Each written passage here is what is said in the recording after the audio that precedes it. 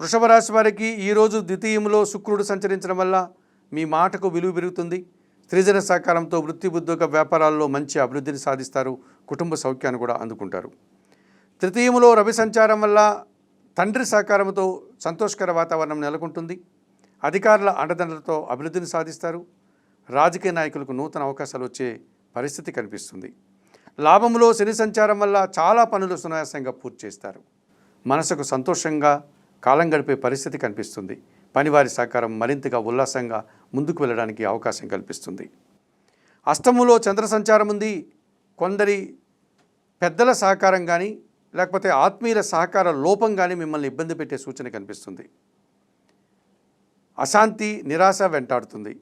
తెలుపు రంగు వస్త్రధారణ చేయండి. లలితాదేవిని దర్శించండి. లలితా సహస్రనామ స్తోత్రం పారాయణం చేయండి. కొంత బియ్యాన్ని పేదవారికి, మన కుటుంబంలో పనిచేసే పనివారికి దానం చేయడం వల్ల సంతోషంగా ప్రశాంతంగా ఉండగలుగుతారు.